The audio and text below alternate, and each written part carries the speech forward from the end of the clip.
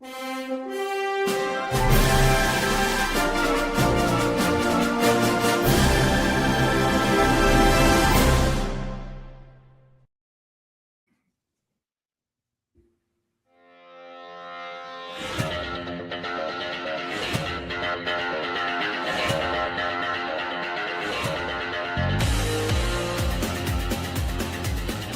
to the Bleeding Burgundy podcast, a Washington Commanders podcast for fans, by fans.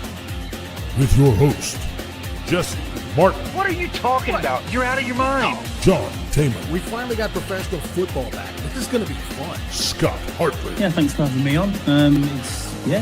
Max Taylor. As long as you got Jaden Daniels, you got a chance to win. Spanning the eras of Washington football. Honoring the past. Commanding the future. And now, the world's worst podcast host, John Taman. Hey, everybody. I am John Taman, 300 episodes going strong of being the world's worst podcast host, even though I haven't really been the host of it for 300 episodes. And really, this is probably like our 314th because I think we took a lot of time to get to our 200th. We kept pushing it down the road. But hey, man, that's pretty cool, and it doesn't make any difference. It's the 300th episode, and we are very honored to know that Scott G says, oh, wait, that's the wrong one. Where's one? Here we go. Scott G, nice to be here. Thank you. 300 episodes, and the most consistent item is that you're late to get started. You are correct, sir. This has become a trademark of the Bleeding Burgundy podcast. If we say 5:30, it means 5:33, 5:35. Really depends on Scott and how many times he has to get up and take a leak. All right, so we'll jump right into things and say hello to our good friend from southeastern Virginia. There he is over there. Let me find your music real quick before I sound stupid. Well, too late. Too late. World's worst podcast host at work, ladies and gentlemen. God bless him. They move this shit all the time on me. All right, well, we'll just do this. Jesse Martin. You just gotta love the Nut Hello. Squad. All right, well, Captain of the Nut Squad. there he is, Jesse Martin. I can't find the music. Where the hell did it go? God, what do they do with this stuff? All right, anyway, nice to see you, pal. How you doing? Yeah, doing good. I'm trying to figure out why this isn't being. Oh, there he is, ladies and gentlemen. The band finally arrived. Trying to figure out why this isn't on Twitter when it says it's on Twitter. There was a thing that came up before we started saying there was problems with it streaming to X. Do you have the link? It looks fine on my end right here, but I go on my Twitter and it's not being streamed. Scott, are you a blue check? No. Oh my God! As an international fan of the year, you've not gotten a blue check. You think the Commanders would have paid for something like that? I bet you they give. Not anymore. I'm not international fan of the year anymore. So. I'll bet you they do. Well, I'll tell you what. No, you are still, but actually, no, you're not. But here he is. We're proud of you anyway, Scott.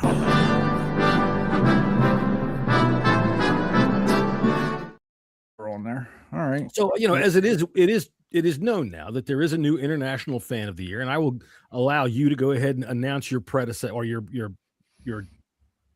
whatever the fuck it is. Successor.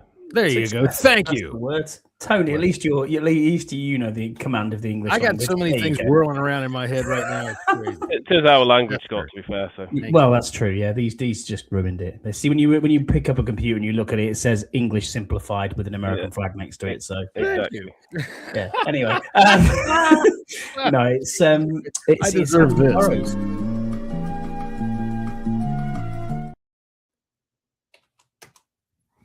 Oh, I'm on mute now. Now you muted me. Thanks for that. I did.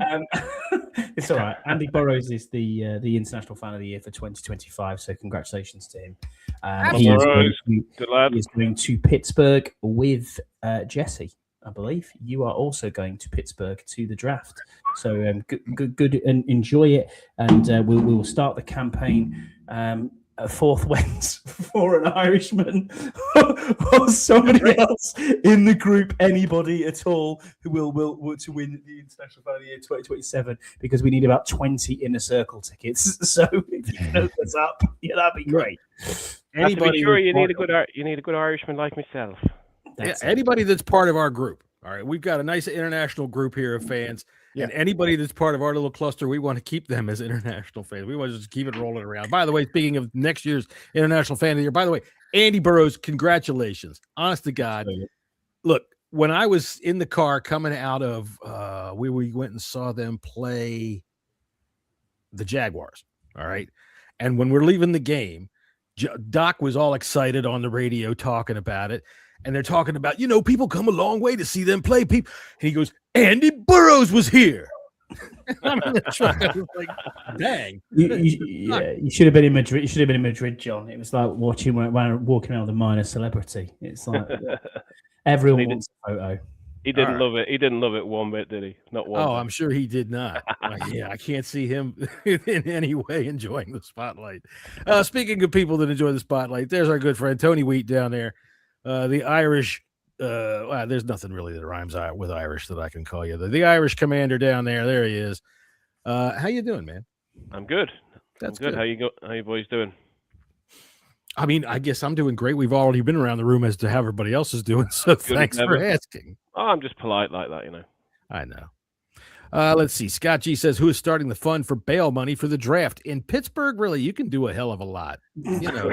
They had Ben Roethlisberger up there, which, by the way, this is a new argument brewing here on the Bleeding Burgundy podcast. Ben Roethlisberger going to the Hall of Fame. No. By the way, for me to say brewing here on the overrated quarterback podcast and Roethlisberger all in one sentence, that's a trick. Ask me in an hour to do that. I won't be able to do it.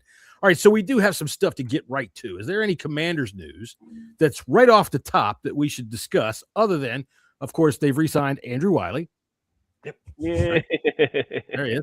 Scouse is happy with it. I'm happy with it.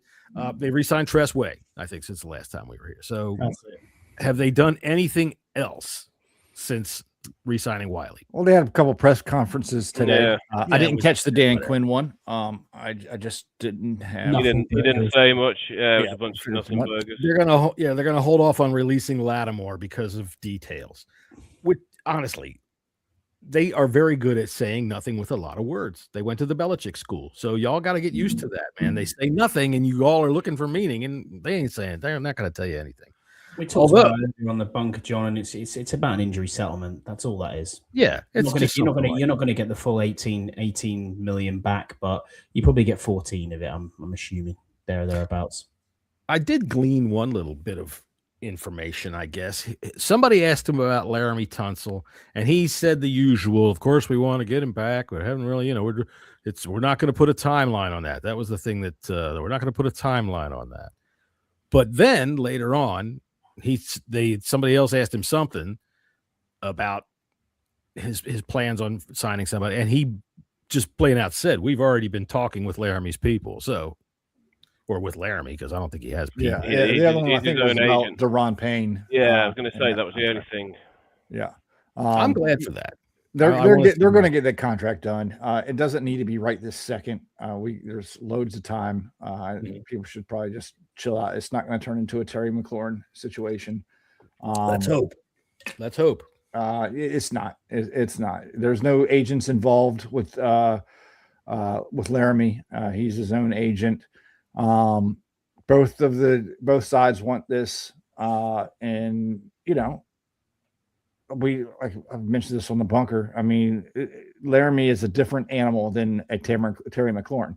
Laramie is a top 5 offensive tackle, close to a blue chip, if not a blue chip player, the only one on this team. And there's a lot of other details going from different things with Terry McLaurin. He's a skill player. So age does matter more when you're talking about a wide receiver compared to an offensive tackle. This is going to get done. Elite tackles do tend to play for a long time. I don't know off the top of my head how long Trent's been in the league, but it's been at least 12, 13 years, I would suggest. Trent's got a $39 million cap hit this year. I just read that. I've just seen something that he might be going separate ways from the 49ers. It's been mentioned as a boy, I tell you. All right, so real quick before we jump into ours, just dreaming on that. If you're the 49ers, do you let him get away? Even at this age? Honest to God. Yeah, he's the best left tackle in the game. He is. He's a Hall of Famer. So, I mean, I don't think he's even lost a step. So, who knows? Hang on one second. Go ahead. I'll tell you what I'm going to do is I gotta take care of something, and I'll be back in 5 seconds, and then we'll get started on our draft talk. But go ahead, Tony, what you were going to say. I was just going back to what Jesse said about Payne. Payne was the only one that they sort of, it seemed that they were quite upbeat on Payne. I heard a couple of other things this week about how they think if they're going to move to more of a 3-4 defense, that they think he could play as the end in the 3-4 defense, and also as the nose tackle potentially as well. So, they seem to be suggesting that there was a number of possibilities of combinations and packages around him, Kinlaw, and Johnny Newton. So, assuming that we draft an edge and probably sign an edge in free agency to go with Armstrong and at least one or two others, the D line then has a much different look to it. So but it was interesting that they were keen on Payne. Jacob Martin myself. I think he deserves. Yeah, I still want Jacob Martin. I still want Dietrich Wise as well. I want to see both back as depth pieces. I suppose he's the young kid as well. I thought he showed a few flashes at the end. The one that was ex-49er who came off on a quite really bad ACL injury. Oh yeah, I don't remember his name. But he didn't really flash to me all that much. No, don't forget, there's Jean-Baptiste Jackson. Yeah. Jean-Baptiste is still there. So, I mean, he is, there's rotational players. And, I think a lot of times when people would hear names like this that we're talking about, we're thinking that, oh, no, we're saying it's okay because of these guys. No. These are depth rotational players. To me, Jacob Martin is high on that list. I think he really played well for us as that. I think Dietrich Wise, dude, and I swear to God, just put him in those white gloves and let him hold his hand out. It'll scare the hell out of anybody. I'm way up in the stands and I could see those things. It's like he's got these paddles on his hands. He's just waving them around. He's so long in his arms to be able to get things down. Hey, is that Andy? Yes, it is. Yeah. Mm-hmm. What's up, Andy? International Fan of the Year Commander's International Fan of the Year, Andy Burrows, in the chat, ladies and gentlemen. So if you are watching on social media somehow, please come on over. Since Max got engaged, we haven't seen him. That didn't take long. He is #whipped. Actually, Max has been working nights. He'll be back. I think this week he's done working nights. So, all right. Anyway, I was saying something before he threw me off there. Brian Johnson is officially out. Mm-hmm. Okay, so let's just run around the league real quick and talk about that. Cliff and Brian Johnson both landed up with the Rams. Scott, we'll start with you. What do you have? Do you have any thoughts on that? Not really. Assistant head coach for Cliff Kingsbury. Yeah, but it's got to be more than a title, don't you think, Tony? Yeah, it depends. I mean, obviously they promoted what's his name, Shieldhouse, to the offensive coordinator role, and obviously McVay calls the plays anyway. So, how far, what degree of responsibility does he have? I mean, obviously the assistant head coach, he's going to be taking on some non-play calling roles around, presumably, I don't know, what game planning or game management. I'm not exactly sure what that would entail. But I think he's, we were saying on the text earlier on, John, you were saying about, a lot of cooks in there. But I normally I would say, yeah, I can see the issue there. But to me, it's not an issue because everybody knows that McVay is the boss there, and exactly. it starts and finishes with McVay. So whatever kind of role Kingsbury is going to have is going to be some kind of very probably to bring in some different new ideas. This is this is what I'm thinking. Like sometimes your stuff gets a little bit stale, and you want to try to stay up, especially on the defenses. We're starting to see that cycle of defenses coming around. This is how offense adapts. You bring people in, you bring new ideas, freshen up your playbook a little bit, and I think that's what this is right here. I tell you, I mentioned back to you, Tony, when we were talking about too many cooks. I mean, that's a cliche for a reason. All right. Yeah. Too many cooks spoil the soup. So you're right. There's no doubt that Sean McVay is the king of the hill until there's doubt that Sean McVay is the king of the hill. All right. And when you've got not just that many cooks in the soup, you've got egos involved too. Number one, Cliff's got an ego. All right. For one reason or another, Cliff doesn't stay very long in certain places. The Cardinals paid him to leave. Something clashes with Cliff. And other people. He's got an ego. Brian Johnson, now this is his second trip into an unknown what the fuck am I going to do role after, helping Jalen Hurts. Didn't they win a Super Bowl while he was there when Johnson was there? All right. So with all of that going on, at some point you'd think that there might be a clash of egos. And at that point, what does McVay do? I also could be a recipe for disaster. Another thing that comes to mind that Cliff is really good at is developing young quarterbacks. They could very well be bringing a young quarterback in, obviously not in the first round, but they could. Cliff's very good at that. He's proven that time and time again how good he is developing quarterbacks. And they got to make a plan after Stafford. Stafford ain't playing much longer. This so is 2 first-round picks as well this year. They've got a 23rd pick as well. Yeah, that's what something maybe a back end first rounder, a second rounder, something like that. Maybe for developmental purposes. They're trying to keep the eye on the future. Oh, he's 38 years old, which is, Brady pushes it beyond belief as to how far you can go. But you know what? If I had to say that he could play another 2 years, Stafford, I'd be confident in that. Yeah, I think he had to get talked out of retiring last year. Remember, he had the back issues. I was going to say, and through preseason, there was doubts as if he was going to be able to play at all because of the back, and he had the epidural and everything else. So, when you get to that age and you've got a bad back, what's the saying about a bad back? There's no such thing as I used to have. I never used to have a bad back. I don't talk about bad backs in this family. Sorry, Jess. Yeah, there's a lot of it going around. So it looks like he's been in 16 years in the league, but still, you're right about that. But how bad was it? He came in and had a freaking MVP season. He's the MVP. So it can't last, But here's my other question. Brady hardly ever got injured. Hardly ever. No, but he did take a knee and missed an entire season. He did. Right. That's his only injury. Than you thought, but that was true. But Matthew Stafford was getting plowed on a daily basis at fucking. That's his business. We don't like to get into that kind of thing here on the Bleeding Burgundy podcast. Thank you, Yam. Appreciate you. Thanks, Yam. Hey, wow. Hey, Yam. What's going on? Yam, who's been with us for at least 295 of those episodes. I would say so. Yeah, at least. We love you, Yam. Which is really only a Thanksgiving thing, but we like yams year round. I like what all right, so that threw me off. Yam every day. What I was talking about. What were you talking about, Jesse? Fuck if I know. What was I talking about? All right, well,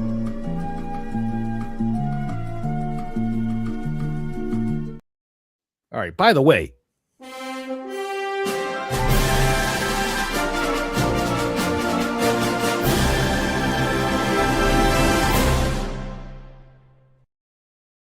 this is indeed the 300th episode of the Bleeding Burgundy podcast, which is amazing considering that Scott has guested on this program 643 times.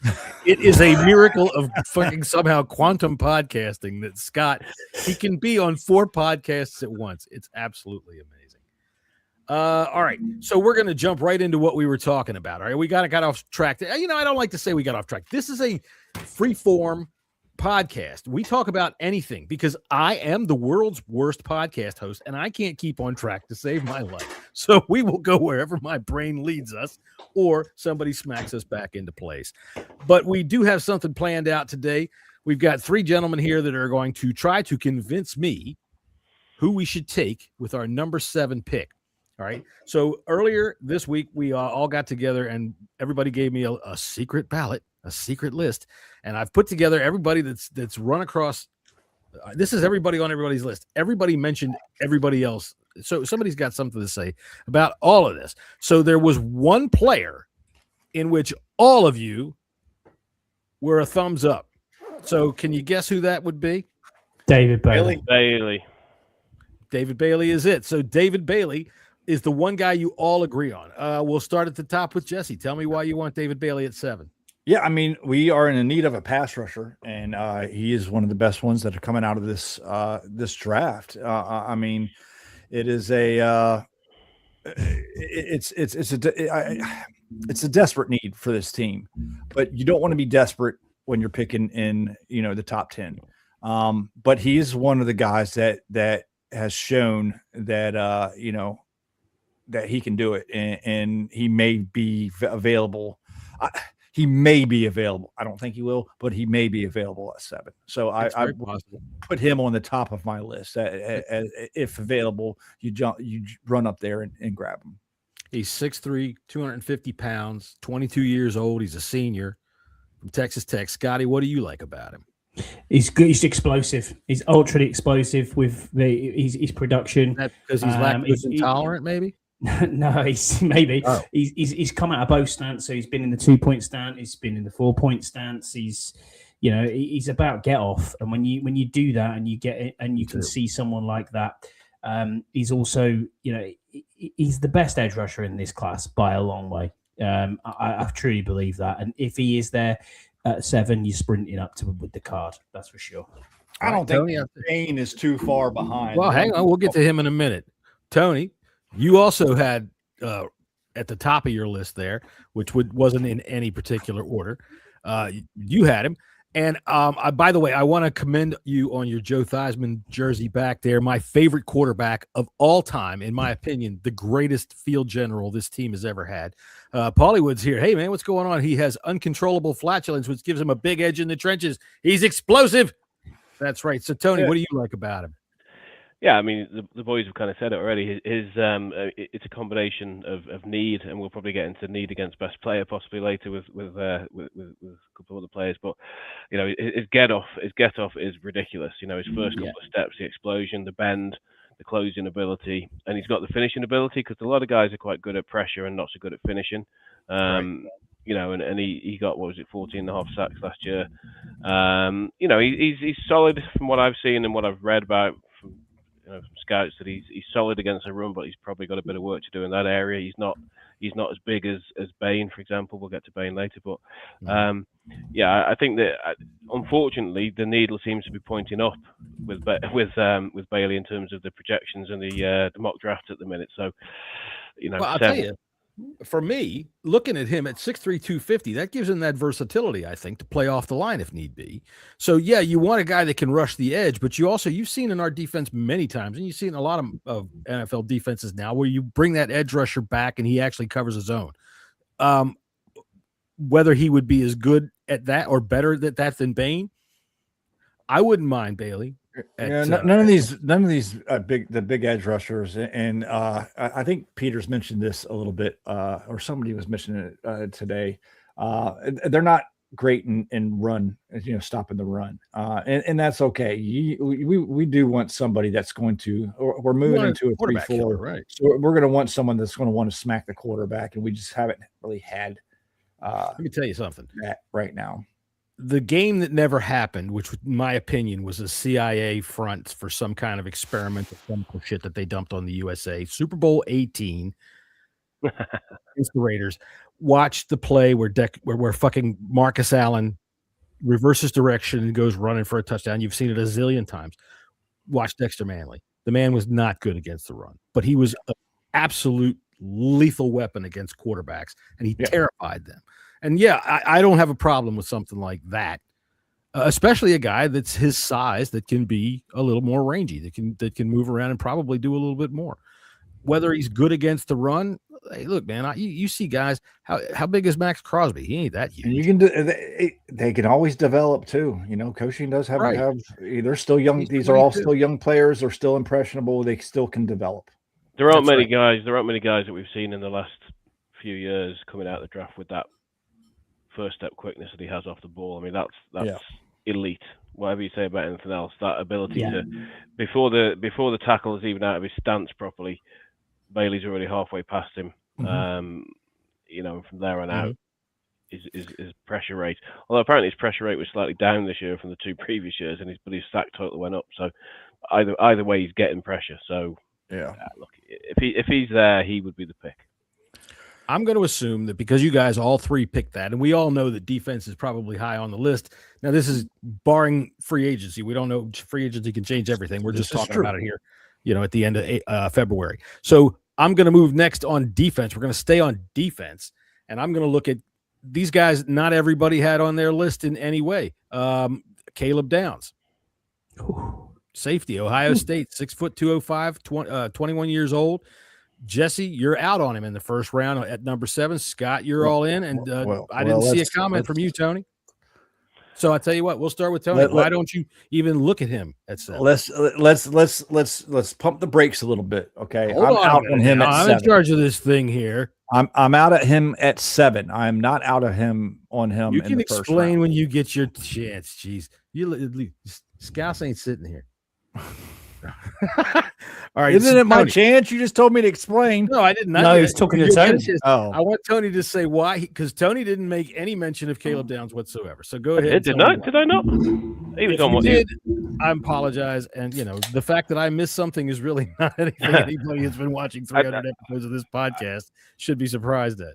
I think I did have him on the long list, but I think to talk about. The three edge guys. If you're talking about Reese as an edge guy as well, would have to be long gone. I wouldn't take him before any of those guys. You're then getting into the territory of kind of positional value, best player available, opportunity cost of picking a safety. Is it a prime? Is it a premium position, etc. But from Downs clearly is a leader and a tone setter and a side. He can play the whole field. He can tackle. He's basically the kind of player that we don't have. Whether it's worthy of the 7th pick or whether we're just at the stage where we just need as many good players as we can at this point on the defense, or whether you go down Jesse's route of saying you just pick whoever your highest graded player is, which and most teams, Jeremiah Love is probably going to be the top or second or third best highest graded player on anybody's draft board. Right. So, I understand the argument, and we'll probably develop this a bit later, so I won't go into the love part of it yet. But, Downs, safeties have been knocked generally for positional value and, over the number of drafts. Kyle Hamilton, we probably know that better than anybody. Would you take Kyle Hamilton now in a redraft? Of course you would. There's so many factors. There's so many factors that you have to consider. Yeah, that's the thing. There's no hard and fast rule, I think, with anything. All right, so I'll tell you what, Tony, you mentioned a minute ago, and I'm sorry, I just cut you off, but no, you're right. That's fine. That's good because you're the one that could find me. All right, so when we're talking about draft need versus best player available, I think, and then I'm going to throw it around clockwise. We'll go to you, Jesse. We'll get away from Caleb Downs because that's a false start on my point. I'm just going to stick with edge at first, and we'll get to you, Scott. I swear to goodness, if you want to go pee, go right ahead.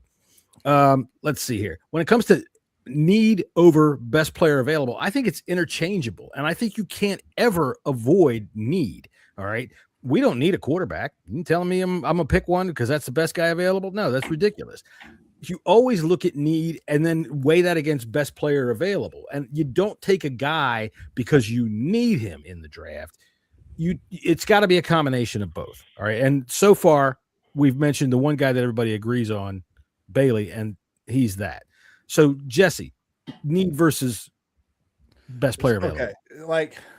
Look, if the best player available is an offensive tackle, we're not going to do that. Then we're going to go down to our second best player. Okay. It all has the board set up. We don't need a quarterback. We don't need an offensive tackle. Everything else is up for grabs. What I mean? Everything else is up for grabs. Then you take positional value into factor.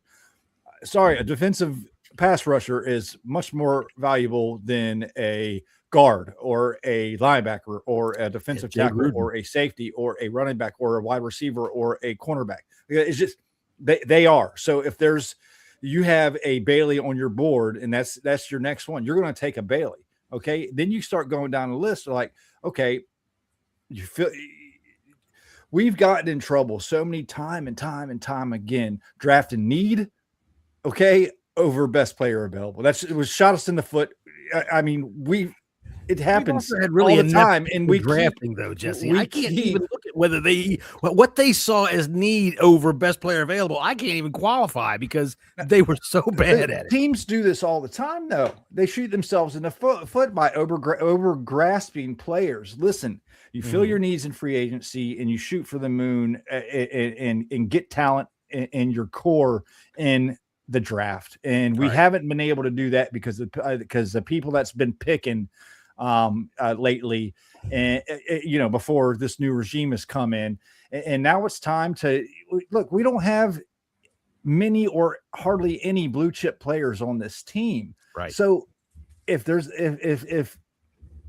a Bain or a Bailey or a Reese not available at 3, then you take.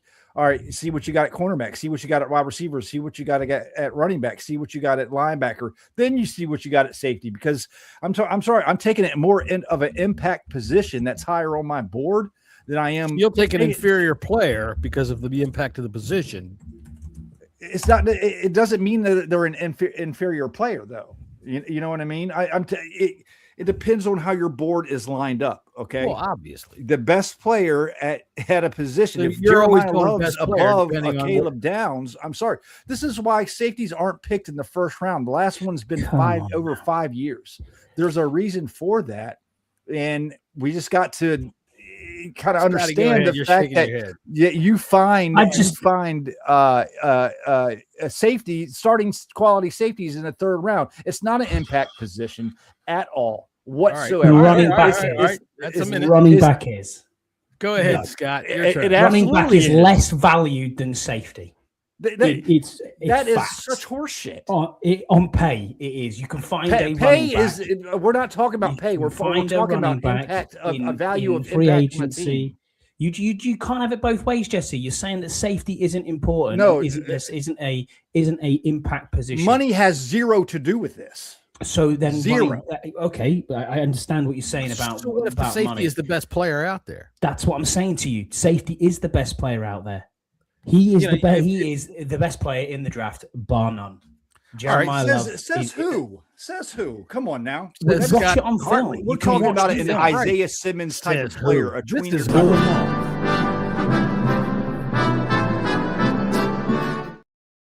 The last person who says who challenged him to a saber duel. He's a glue guy. He has got the hallmark of a future All-Pro. This is written in 3 different. The same things about Isaiah Simmons. Come on, man. We said the same thing about Chase Young, and look at how that fucking turned out.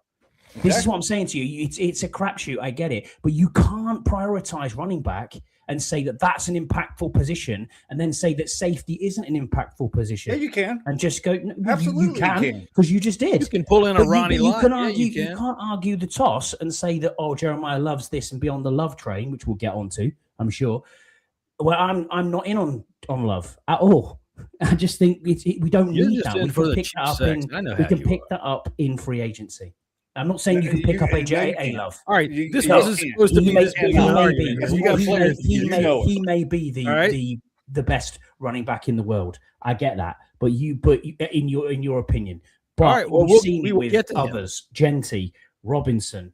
Bijan Robinson's amazing, but is Genty amazing? He was right up there last year. Terrible football team, and that's a good point. And look, I'll tell you what. Once again, I'm going to point to the Super Bowl and say, if you want to be a dominant run football team, you've got to have a defense that can make field goals stick, because you don't always get to score, and that's what you need.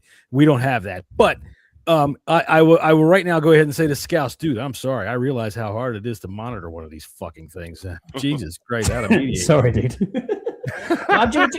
We can get passionate about people who we like in the draft, and that's fine. That's totally fine. I think the argument with running backs, and I've heard this said before, is that running back is the sort of almost the star on the top of the Christmas tree. It's when you've built the rest of the team, you can drop a running back in as a final piece. Like Ashton Genty, you mentioned Genty, you mentioned Bijan, you didn't, but Saquon. Yeah, they're all fantastic players. Saquon was the star for the Eagles. Yeah, but that's a different situation. I mean, I don't mean like superstar. I mean star on top of the tree. Yeah, he came in exactly. Boom, right. But I'm talking about them with the Giants. And I'm not disputing how good any of those 3 backs are. Did any of them make any material difference to how good the teams were? I think Saquon might didn't have enough. They didn't have enough around them. So I think the running back is the piece you add later to the pie. You need to bake the rest of the pie first. See, I disagree with this wholeheartedly, because hang on a second, my turn here. We going around the room once. No, it's fine. Everybody wants a defensive player, which I think is not necessarily. But we'll get to the defensive guys in a minute. When it comes to the running back, Saquon probably would have helped the Giants a lot more if he didn't get hurt. And we saw how he was just ripping us apart. We saw him in like his second game. So Jesse's looking like he's ready to assassinate somebody. Go ahead, sir. No, this team is devoid of talent. Okay, devoid of talent. Okay, yeah, but that's this not draft, where we are in this game draft is devoid of talent. All right, No, it's not. like there's not. This draft is actually it's awful. It's not a good draft at all. It's the top heavy players aren't even that good. They're really not. So when you're talking about playing at 7, if we stick and pick at 7, you get the most impactful player possible. If we stick and pick, you want to go get a linebacker, then let someone else come and get that running back. Get something for it and move back. Yeah, I mean, it depends on the haul that you would get. You know, we'll get to running backs in a minute. We're still on the defense. Let someone come up and get that running back, because they want that running back. There's teams that want Jeremiah Love because he's that good. If we would trade back in that regard, then you would start to consider Caleb Downs. My freaking things are going out. Yeah, well, Sonny Styles. All right, we're not even there yet. Hold on a minute. I'm trying to run this goddamn game here. Hold on a second. Y'all hear that coming out? What is it? Yeah, I can hear you. Like a squeak. It's like a bad buzz. No. We haven't got anything. It's only this. All right. I was just making sure it wasn't buzzing. Okay. All right. So let's go to another linebacker, Sonny Styles. Since you mentioned him, Jesse, you've got out on Sonny Styles. Scott, you got out on Sonny Styles. Tony, you had Sonny Styles down low on your like look at him later list. I'm not so out on Sonny Styles. I'm really not. I think that the guy's got size, 6'5", 243. He played at a top school, number 1 defense, green sticker wearing on the helmet, number 1 defense. We're looking for a new middle linebacker. You can't ignore that. I think that would be if we went for him at 7, I'd be happy. It would be. I don't think I would be. I don't think I would be either. If we traded back, yes, that's another one. You know, I'm definitely for trading back and getting, again, positional value, man. It's a thing. Middle linebacker really is a thing. Oh, I mean, whatever, positional value to me is thinking about things down the future. I'm thinking about a guy that can step in and play. How's this guy going to play? And I'm looking at the talent level that he brings to the field and the heritage that he brings with him. Look, man, when you play at Ohio State, it's just like playing at Georgia. When you play with these big schools on these top defenses, you wear the green sticker on the helmet. I'm interested, especially when we need linebackers. And you know me, I am so starved for linebackers. I have been digging in the goddamn dumpster just to get a smell of one. I will say this about Sonny Styles. What do you think of Styles? I'll just say this just real quick about Sonny Styles. I do like Sonny Styles. I like him but more than I like Caleb Downs, in fact. And so did Ohio State. Caleb Downs was the linebacker, and Sonny Styles took his spot. And he had to go. He had to go a lot bigger. He had to go find they had to find a new spot for Caleb Downs. Again, that's what I'm saying. I think Caleb Downs is another Isaiah Simmons. I think he's a tweener, and you have to run a specialized defense for him. All right, I do like Sonny Styles. I think he brings leadership, and he's fucking so fast sideline to sideline as well too. That's what I'm looking for. Positional value. I would like to trade back a few spots before we took him. I don't care about that. We're devoid of talent. You get it when you can. Go ahead, Tony. You had something to say. Go ahead. Yeah, and just on Styles, and I suppose just on the positional value as well. And I've heard the whole arguments, about positional value. I understand what it means, but I also think at the same time, if we're talking about a safety or a linebacker, not all safeties and all linebackers are created equal. Right. You come up with a Mike Singletary or a Ray Lewis and try to tell me he's not worth it at number 7. I mean, granted, I'm going way out to the extreme there, but go ahead. Yeah, well, that's what I mean, though. That's what I mean. We don't know, and I don't know if Caleb Downs or Sonny Styles are going to be all pros or Hall of Famers. None of us are Nostradamus, as far as I'm aware. Scott is. But Scott, you got a point.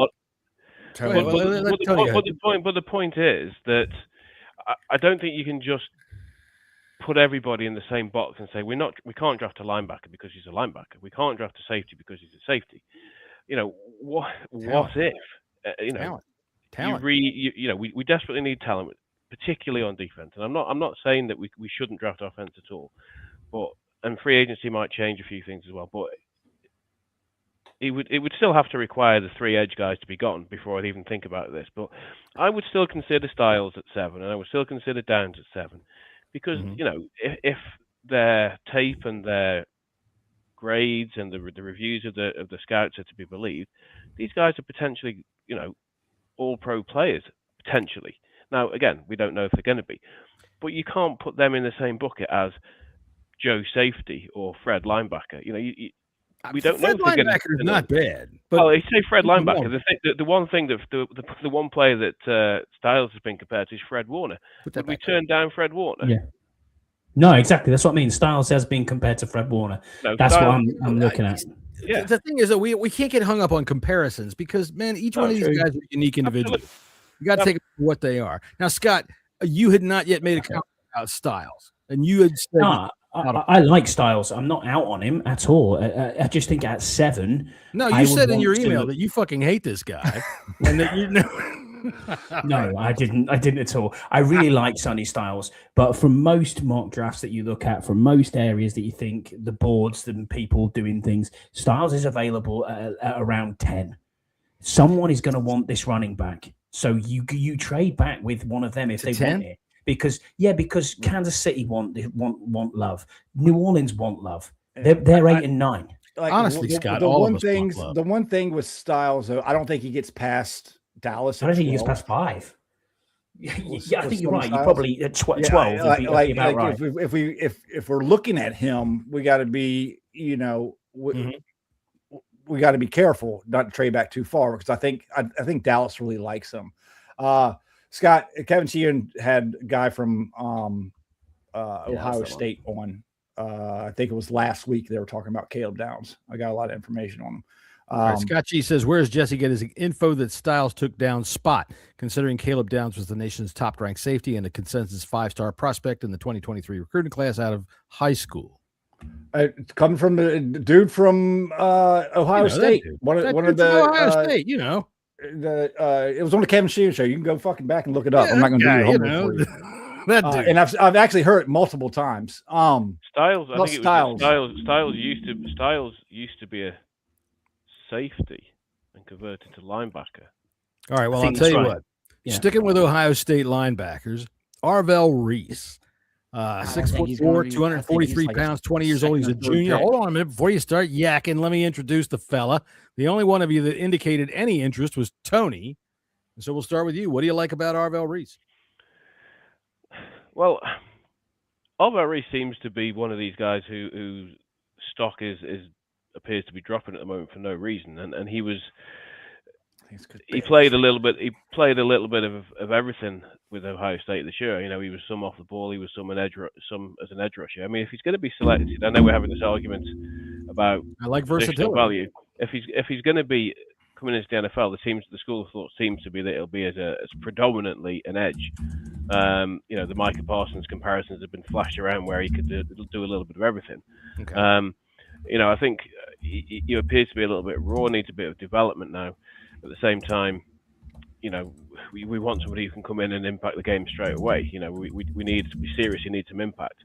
But Reese was getting mocked at sort of in a lot of even now in a lot of the top 150s or top 100s, he's number 2 in most people's lists.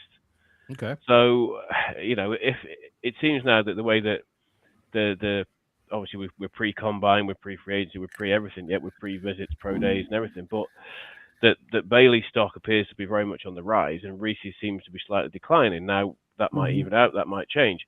But if Reese's there at 7, I mean, I guess it also depends who else is there at 7. But if Reese's there at 7, you have to assume that certainly Bailey's gone, possibly Bain's gone.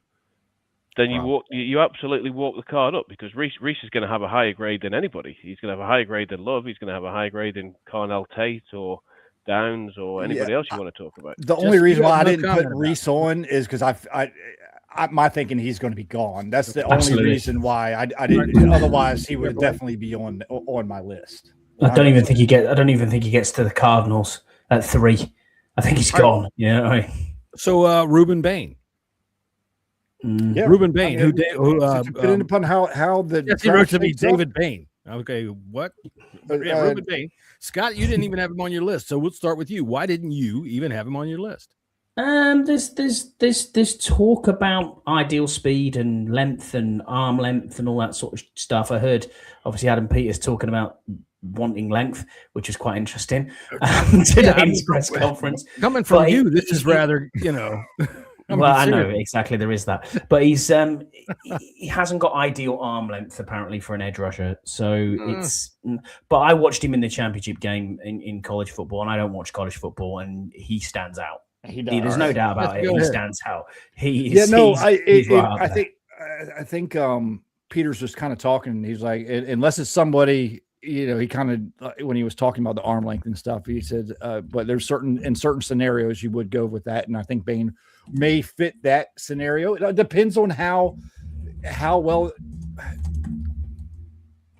some of these players, some of the players that we're talking about, if the physical coordinator doesn't feel like he's going to be good for their particular scheme, then they might pass on somebody like that. It's really, I like him because he's an edge rusher. We need a fucking edge rusher. That's my top priority. I just don't think there's going to be edge rushers left. But Bain's got to be in there. He's got to be. He's got to be a prospect at 7. I mean, he's been on the radar for everybody for like the last 6 months. Go ahead, Tony. Yeah. He has also because he's got one of the great names in college football. If you're a Batman fan, obviously. That's one of my. I don't like that character. Oh, it's a great character, Tom Hardy. Oh yeah, Tom Hardy I like, but that movie, we'll talk about that. That's another podcast. That movie, I can't stand it. I digress. No, he's a different kind of player to Bailey. I mean, Bailey's all sort of first step quickness, bend, and Bain is relentless motor, power, sort of smaller package because he's smaller package in the sense that he's only he's 6'3", but he's 275. So he's compact. He's got 25 pounds on Bailey, so he's probably not going to be quite as dynamic and off the ball as Bailey is, but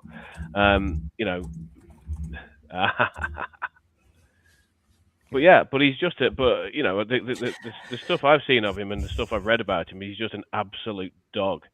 I've heard it. I've heard that's exactly what I hear it. I've heard it so many times. Junkyard relentless motor, just keeps moving, and he picks people up and just fucking moves them, man. And he looks like a pit bull. He does. He's like a pit bull, and he fights like a pit bull. If and we're kind of future sort of predicting here, but if they went in the direction in free agency and signed one of these guys like Owe or Maffei or Phillips or somebody like that, somebody who was perhaps a contrast to Bain, if you get one of these kind of speed guys a little bit off one edge, and then Bain as just a bruising, mauling, kick you in the face kind of guy, and then you throw back in.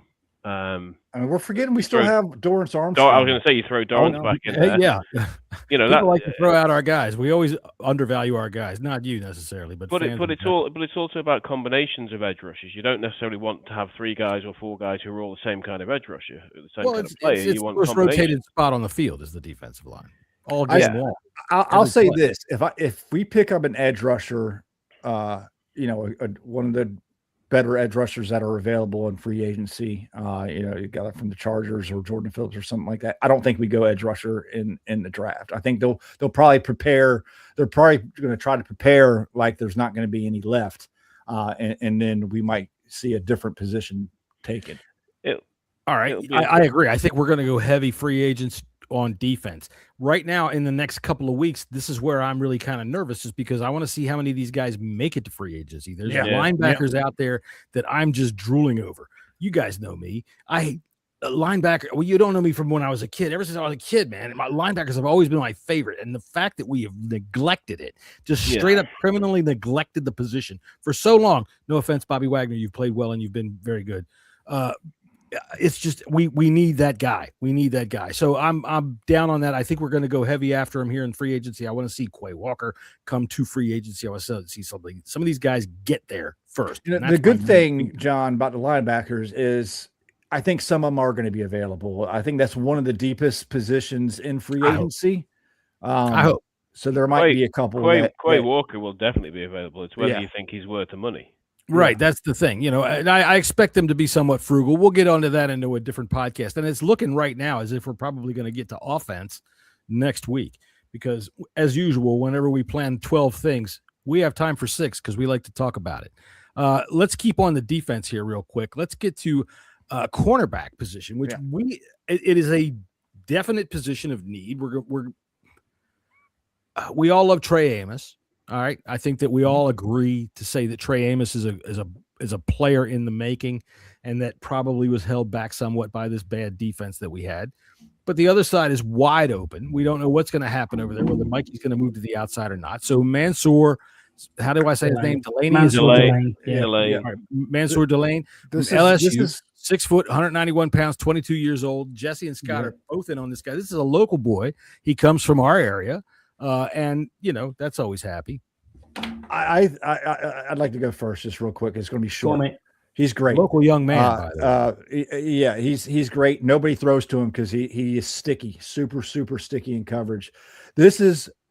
I think this is the direction we're going to go. For some reason, I think this is the highest probability of what's going to be available in how the draft board that I see. I could be wrong, but just how I'm looking at the draft board and how it's going to shape up, I think we're going to be in a prime position. Mansour Delaney is going to be prime for the picking, and we stick and pick at 7 and pick a cornerback 1 matched with Amos, and I think it's going to be a delectable pair for a very, very long time. He is as locked down as lockdown gets, John. That's it. It's as simple as that. It's just amazing. He's an amazing corner when you watch him on tape. As Jesse said, people don't throw his way because of that reason. If people aren't throwing his way, that is absolutely good enough for me. He is CB1 with upside to become an all-pro in future. So for me, and genuinely, I think you'll be able to get him at 10, maybe 12. So maybe I'll have to look and see who comes after us as to who might need to be pulling up to try to. Who's at 10? You guys keep mentioning Casey at 9. Casey's 9. All right, so they want Love. That's what you're banking on for these. That's what I'm saying. Yeah, absolutely. All right, I always say don't trust Andy Reid for shit. 10 is the Bengals. Oh yeah, that's it. Yeah, New Orleans at 8. Now they could do with a corner, to be fair. Yeah. All right, so like I said, I think this is the most likely scenario. If I had to put percentages of what we do and who we pick, I think it's Mansour Delaney. I tell you what, I could definitely see us trying to shore up the upfront and going with cornerbacks that are going to be less expensive in free agency. Guys like Rasul Douglas. I would see because of the tie back with Durante Jones. If Jeff Okudah wasn't here, I'd be surprised. Yeah, Jeff Okudah. Yeah. Right. You've got Alontae Taylor. You've got good corner. Jalen Watson. There's 3 or 4 decent free Trey Woolen. You've got Joe. There's top flight guys. Corners. There's guys that are going to cost money. But a guy like Douglas is going to cost $4 million. $4 or $5 million. And I can see them saying, okay, we're going to kick the can a little bit on cornerback and bring in some veterans. They're going to try to hopefully be in on Jonathan Jones. They signed him last year, right? So, look, a lot's going to depend on what they're obviously going to have a plan. It's their job. It's what they do. So, but they don't know what who they're going to be successful with, because they might get outbid. They might not get who they want. So, by the time we get to the draft, we're going to have a much better idea of what you're likely to, which direction. If they happen to sign a corner to a decent contract in free agency, they're less likely to draft one at 7. Yeah, that's kind of like exactly what I was saying with the edge position too. If they sign a big edge for that, just because I know they like Dorrance Armstrong, and he's played very well since we've gotten him. Unfortunately, he got injured last year, but like John's always says, he was leading the league in sacks when he got injured. So I feel the same way about edge in corner, and it could be flip flopped. Never know. People do forget about Dorrance Armstrong, and I think he is a quality pass rusher. It wasn't just a short period of time last year. He was leading and he was also leading in pressures. But the year before that, he was making all kinds of ruckus. Just to give you an unscientific poll on it, we were giving him butt pats almost every week over here on the Bleeding Burgundy podcast, which, by the way,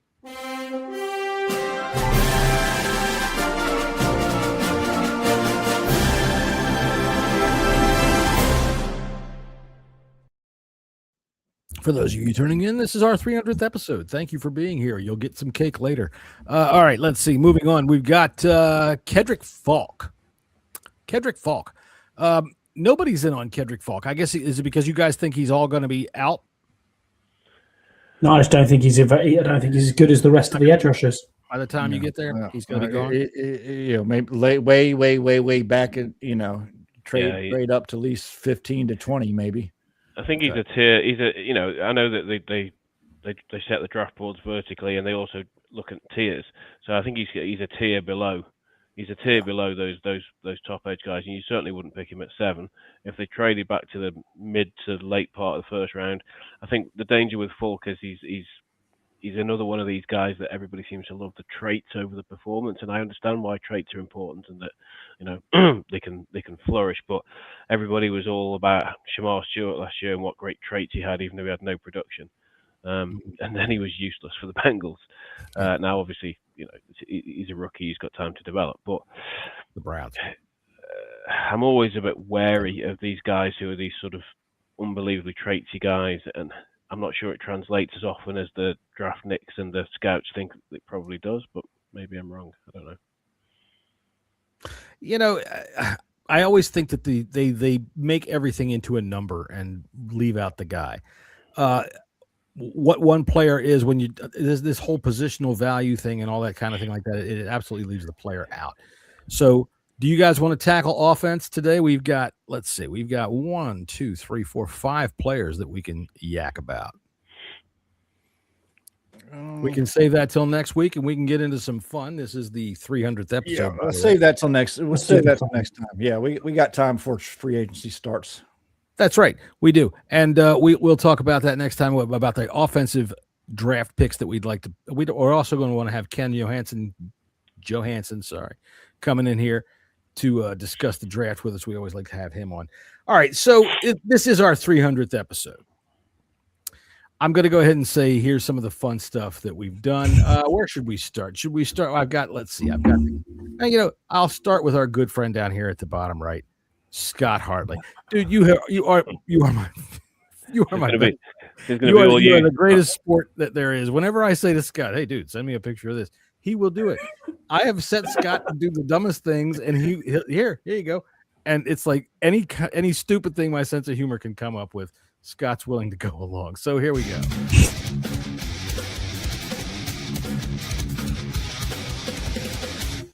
Scott Hartley.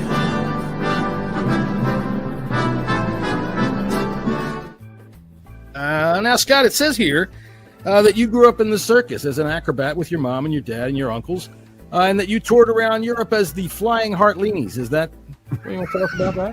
The Hartleanies. Right. No, John, it's not. I mean, where are you getting this information from? Wait a minute. We've even got pictures. Hold on. Here's the Flying Hartleanies. You can't really see him there. Here, let me give you a close-up. There he is. He's up there. Now, Scott, I must congratulate you, my friend. I have to say to you, you guys got the scoop of the fucking year. I was watching One Point Safety Show yesterday. You guys had Taylor Swift on the podcast to announce her new album. What the fuck was up with that? Where are you getting this information from, John? Hang on. Look. All right, here. You can't really see her. She's behind this big. Oh, there she is behind Scouts. Yeah. Right, there she is. I'm not surprised. Probably most of Liverpool is back there. Anyway, it says here, Scott, that you used to be a member of a punk rock band back in the late 80s. You were in a band called the Snot Fartley. That's pretty cool. Virginia McCaskey, I'd lick your butthole. Oh, gross. Yeah, it's Okay, show us the It's t-shirt. It's good to be on. Yeah, I've got the Darryl Green t-shirt. You gotta I've got stand up. What are you doing here? Man. He looks like Butters taking a piss. Say hello.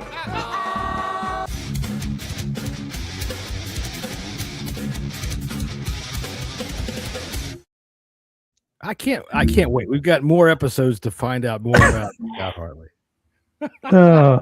The car. I thought you would have gone with the car and at least put a gay bar in there. But never mind. Oh, there's the car.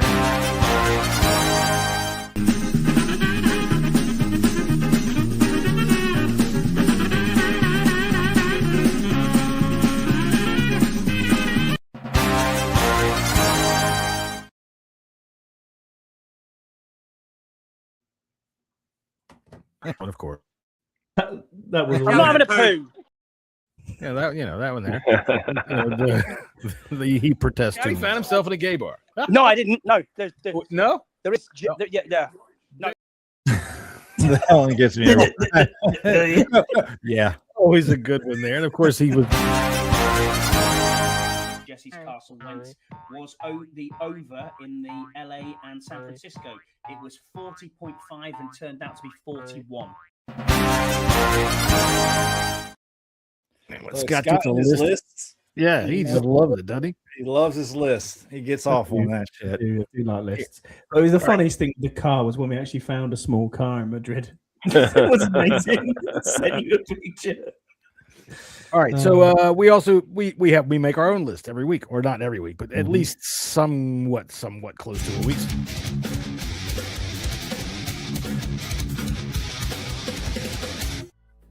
All right, the top 10 things Agent Buddy Baker can do while waiting out his Terry McLaurin negotiation. Number 10, volunteer for experimental hemorrhoid surgery. Number 9, headlines we're looking at. John Mara, Weasley cheating pencil dick bastard owner of the New York Giants, has been named the Weasley cheating pencil dick bastard of the year by the John Mara Society. Number 8 thing Joe Witt can say that might make some people happy this week. Hey, what happened to my brakes? So number 7, Donald Trump became the first president to attend the first half hour of a sporting event of the Super Bowl. This has been recorded now. This is why I mentioned this. This is the fastest exit of a major sporting event by a sitting president since George W. Bush threw out the first pitch at the Indy 500 and caused a 12-car pileup. Number 6, please, is fuck a penguin. Yes, this is a. What is fucking wrong with you? Well, this is a bucket list item. Number 5, way that Jesse and Scott's trip to Spain can be ruined. The Commanders' defense lands safely in the field. All right, where am I? Number 4. Number 4 of the top 10 reasons to watch Monday Night Football this week. Taylor Swift's tits might pop out on TV while she's jumping around celebrating Travis Kelce's second touchdown. Number 3, for a nice surprise, Philadelphia Mounted Police announced they have been feeding their horses Nestle's Quick to add a chocolatey flavor to the horse turds eaten by happy Eagle fans after the game. All right, number 2, hit Green Bay's hottest club, the Oval Office Strip Club. I'm dead serious about this place. It is in the heart of the bustling nightlife area of the city. This is oh my god, oh man. The Philadelphia Eagles are giving back to the community with an outreach program that are giving all fans up to the age of 45 the opportunity to get one free hot dog at training camp for every Dr. Seuss book that they can read by themselves during the Number 2, stay alive. Now, this one's always on my list, and it keeps getting higher up on the list every goddamn year. What's the number 1 thing then, John? All right, I showed you that you can buy a cheese head, and you can buy another cheese head for. All right, well, you can buy a whole cheese suit, so Scotty can have a cheese suit.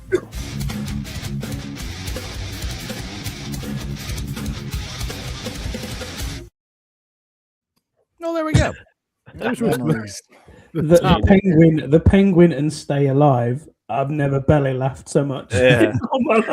Whenever I can get Jesse to say, "What the fuck is wrong with you?" I know I've gotten a good one there.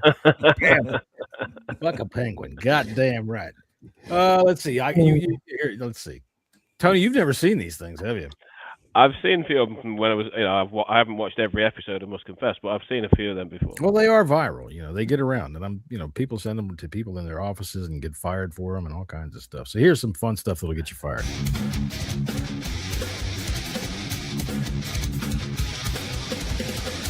As we all know, Brian Daboll has won the award for the coach most likely to be mistaken for a butt plug by airport personnel. Scouse said you didn't pass the Pepsi challenge there, John. Well, whatever. I'll tell you what, Scouse. I guarantee you put Scouse in front of 2 glory holes. He knows which one's been drinking the fucking ginger ale. Anyway, what? Where did that come from? So now you threw me off. I can't remember what the hell I was saying. We're gonna have to I can zoom way in on this thing. So, okay, all right. Oh my, that is right. I mean, one out of the pistol this time to McCaffrey. Another carry. Scott, can you hear me? All right, John, how's it going? Hey, Scotty, what's going on, buddy? Yeah, well, yeah. Daniel Jones, fuck you. Fuck you. Daniel Jones. Harry Sphincter. Meditations with Magic Johnson. It is the holidays, and it is at this time of year that I like to say happy holidays, because it is the holidays, and you are supposed to be happy. But I am not happy. On Christmas Eve, I watched my Commanders lose to the Jets, and that is not good. But now people tell me it is good to lose so we can get a quarterback. I do not want a quarterback. I want all of my money back. I don't think this team even knows how to play football. This is some shit that I have gotten myself into. This was AJ Brown reading on the sidelines here. Them in a house. I do not like them with a mouse. I do not like them here or there. I do not like them anywhere. I do not like green eggs and ham. What the fuck is wrong with you? Who can forget these timeless classics? Lawrence Taylor can suck my dick.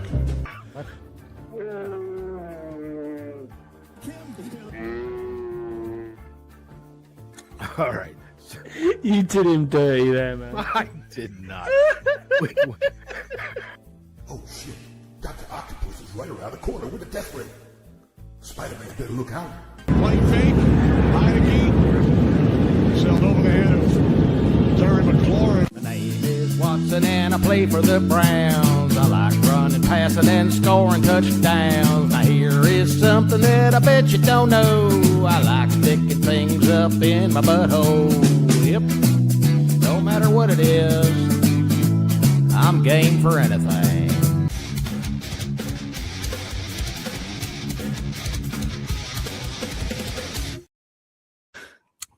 So there you go. There's some fun stuff. I forgot that Heineke fucking throwing at Terry. Where was him? Look, you know what? This is not the most expert podcast in the world. We like to talk about football. This is a fan show. I want to make sure that's crystal clear to anybody tuning in now 300 episodes too late. We are all just fans. We like to talk bullshit and we like to run our mouths and have a few jokes. And that's the kind of stuff that you miss if you're not tuning in every week. Plus, we've had other fun. We've called some celebrities. We called Jerry Jones a couple times. Let's see what those sound like. Here, I got to see here.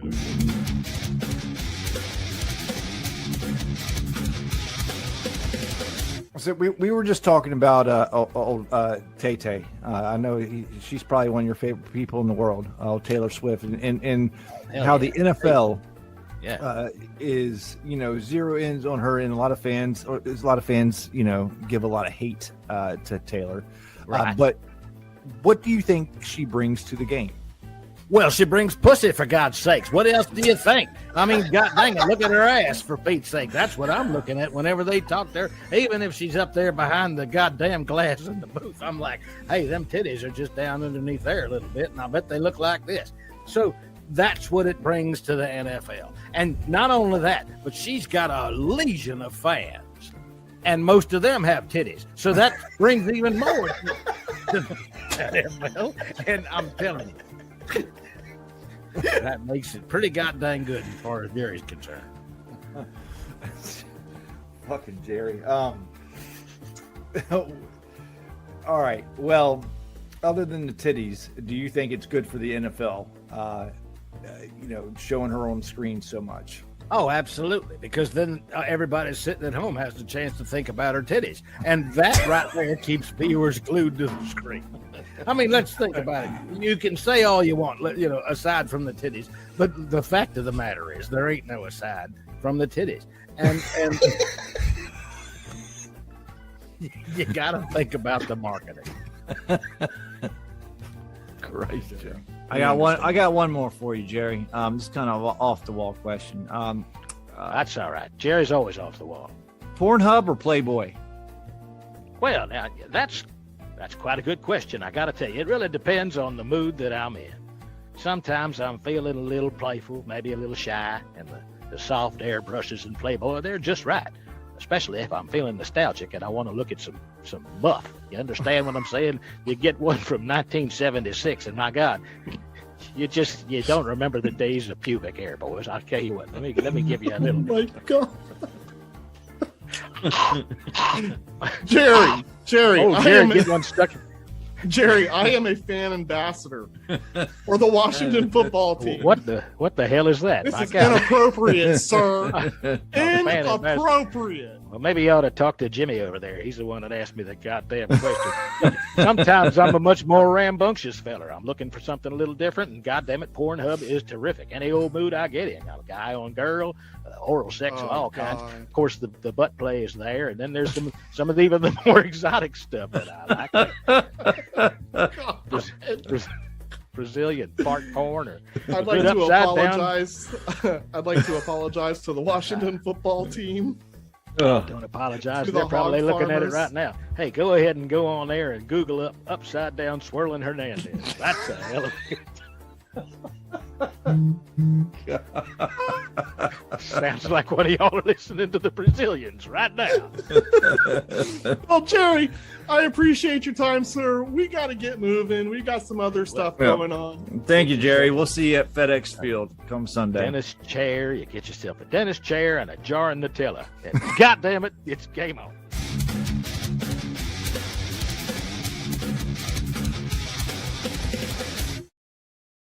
That was like was that the first time that you guys had called Jerry?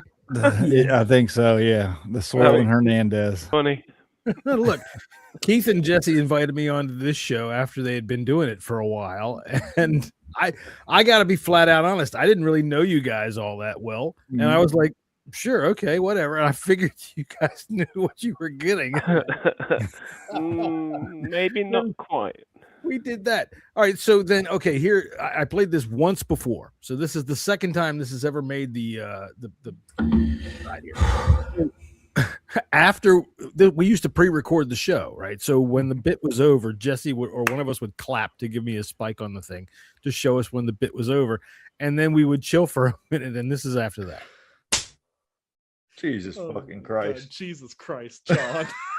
Dude, when he said licking Tanya's butt. What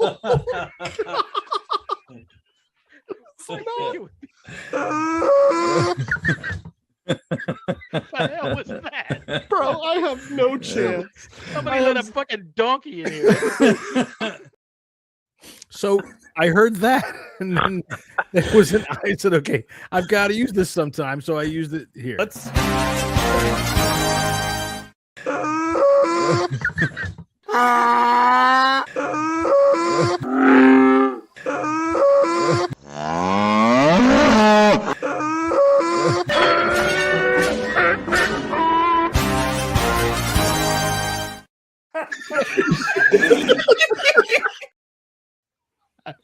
That is one of my favorites.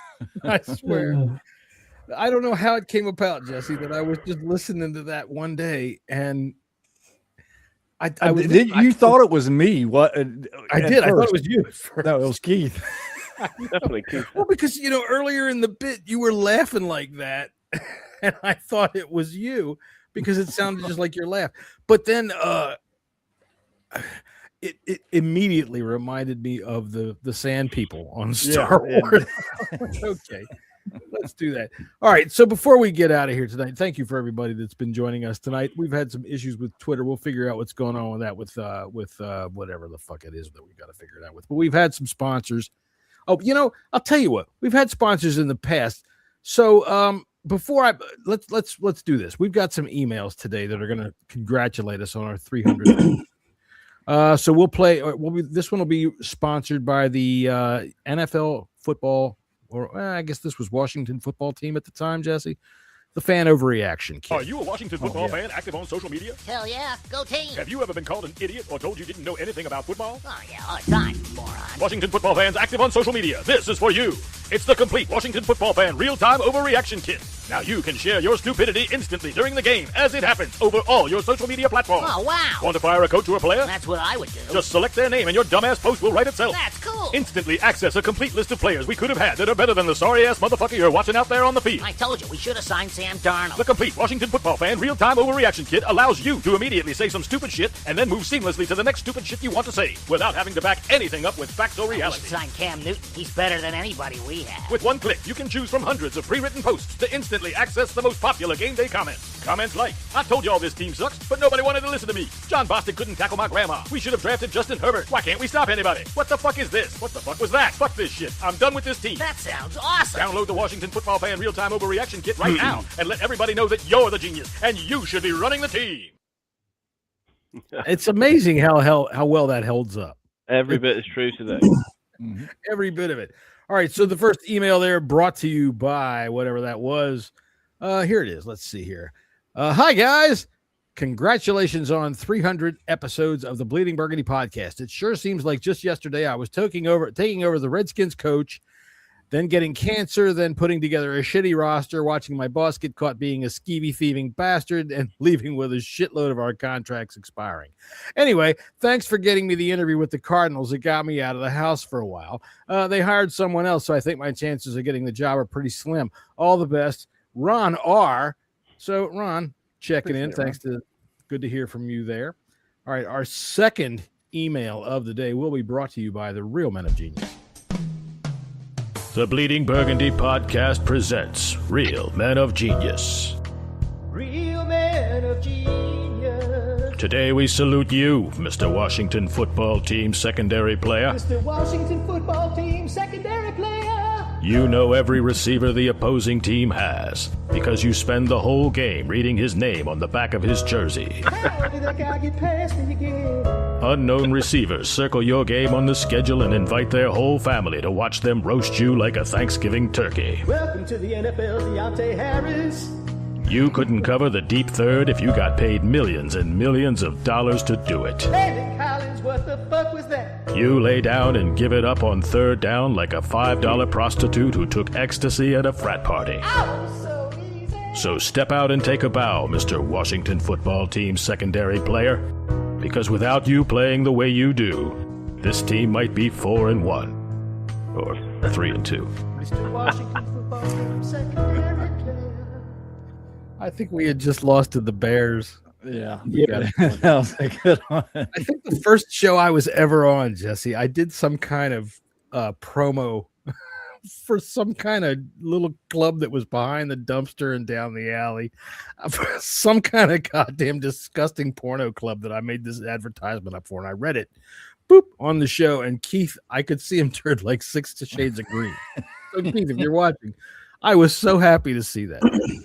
All right, let's see here. Our second email of the day coming in here from, it says, let's see, mais non. If you think for a moment you're using my name to come up with some idiotic email congratulating you on 300 episodes of the podcast, you can just forget it. Do not even play with me. I hate you guys. I will seek my lawyer on you so quick your heads will spin. I will sue you into oblivion. This is your only warning. I will not be trifled with.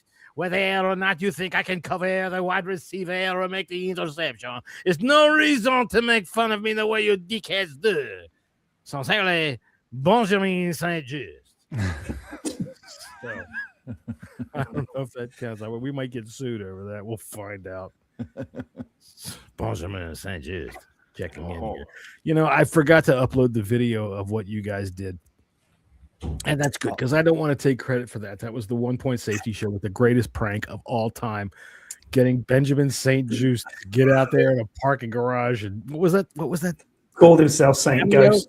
Cameo? Was it called? Cameo, yeah. And you told him to please say Saint Ghost because that's what we call him because he's so awesome. It was Halloween. So, Yeah. so I said, I'll call you Saint Ghost. Okay. And then the whole of the then he forwarded it to FO Bar and the whole locker room laughed at him and said, "You do realize I'm taking the piss out of you." That was the funniest practical dude. That's the problem with the fact that the Bleeding Burgundy podcast is such a small podcast. There's so few people, and even though you're the number one podcast for the Commanders in Britain, the world should know about this. It really should. Before the World Cup starts, when y'all come to the U.S., we should figure out a way to pirate that up onto the video. Benjamin St. Ghost talking to everybody. All right, let's see here. We have not necessarily one more email, but we do have one more sponsor, and then we have. I do have something here. So, okay, we have a voicemail that was left for us, and it is sponsored by John Bostic's Scent. From the John Bostic collection comes a fragrance for the man who doesn't know what he's doing. For the man who has all the questions. The tight end caught a pass. The running back is open in the flat. Tackle someone. My favorite part. For those days when you want to be out of position. Or the days you want to be hopelessly slow to react. Or both. Whiff by John Bostic. Available now wherever bullshit is sold. That was one of my favorite ones right there. No, that's good. No, that was Jesse's suggestion. That was your idea that we were sitting here bullshitting one day after one of the podcasts. Keith had to go, and you and I, we had turned off everything. We were just sitting here bullshitting. We thought about it, and you gave me that idea, and that was a perfect example of it'll go in the vault. It took a while before it came out. It'll go in the vault, but it'll find time and it'll come out. And man, that is one of my favorites too. All right, so that one, Whiff by the John Bostic collection, brings us to this voicemail. We asked for a bunch of people to give us 300. You know, these are people that we've talked about on the podcast quite a bit, people that have played against the Commanders. So we got, I believe this one comes from Kyler Murray's cell phone. So this is a voicemail. Yo, dumbasses. The nerve you got calling me up, asking me to give you a shout-out for your 300th episode? You guys are dicks. Y'all have been making fun of me for being small since day one. I've had enough of this shit. Y'all think making jokes about getting snatched up by a bird is funny? Man, that shit hurts. I tell you what, I only fell down one sewer grate. Y'all act like I can't even walk down the sidewalk. You said they had to call the fire department to help me get down from my bar stool at the club. That shit was ridiculous. My mother heard that shit. It scared the hell out of her. Well, look, I've had it up to here. My lawyer's gonna hear about this shit y'all keep up with these short jokes and tiny man bullshit. Y'all keep it up, you hear? I will fuck you. Oh, goddamn it, man. Man, who the hell spits gum on the goddamn sidewalk? Oh, goddamn it, now I'm stuck. I'm gonna be late. Man, this shit is nasty. Was it you? Was it you? Motherfucker, I will kick your ass. Kyler Murray checking. Wait, ladies and gentlemen. All right, we have had some sponsors over the year, and let's see. We've got to give them their due.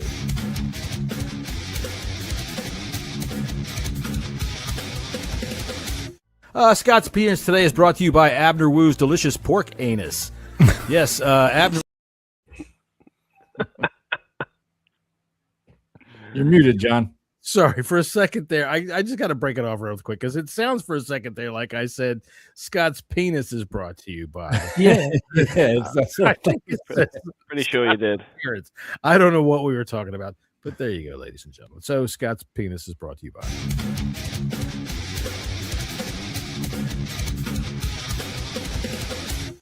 Scott's Penis today is brought to you by Abner Woo's Delicious Pork Anus. Yes, Abner Woo's delicious frozen pork anus. Mothers everywhere know that to get delicious restaurant quality at home with Abner Woo's frozen foods. Stir-fried pork anus, kung pao, and many more recipes will have your family saying, Mom, is it anus night? No, we didn't do that. Abner Woo's Cosmetics white chip for your face and hair. Let's see. The Benjamin St. Ghost roasted toast. Roast. That's right. What are the holidays without some delicious dick? Abner Woo's festive frozen spotted dick is sure to please all the dick lovers in your house this Christmas. Just pop it in the oven, and when the cream comes to the top, it's all done. Jim sure loves his dick the old-fashioned way, but Abner Woo's delicious international variety pack gives Sally the chance to try a new dick every Christmas. Whether it's the big American spotted dick or the smaller Asian flavors of spotted dick, everyone is sure to have the dick they want this Christmas. Get your Abner Woo festive frozen spotted dick today, available in your grocer's freezer. And thank you for sponsoring, Scott, as always, Abner Woo Industries. Abner Woo makes breakfast fun. All kids love chocolate, and each bowl of delicious Heine-Hoes are jam-packed with vitamins and minerals. And it comes with a free peanut surprise in each box. And new from Abner Woo, dildos. Give your morning a charge with new Dildos cereal with delicious marshmallow vibrators, butt plugs, dildos, and ticklers. By the way, today, of course, Scott's appearance brought to you by Abner McWoo's old-fashioned frozen family-style haggis. Abner McWoo's old-fashioned family-style frozen haggis, delicious industrial-grade animal offal, stuffed with the most savory brown shit scrabbled from the hard earth of the Highlands, and baked in a tempting urine-colored sauce. Your family will love every bite of Abner McWoo's family-style frozen haggis. McWoo. Based on an ancient McWoo family recipe dating back to the 1600s, this haggis will be sure a big hit with your family. Just pop it in the microwave for a few minutes. When the whole house smells like vinegar and urine, it's done. Give your family Abner McWoo's delicious old-fashioned family-style haggis today.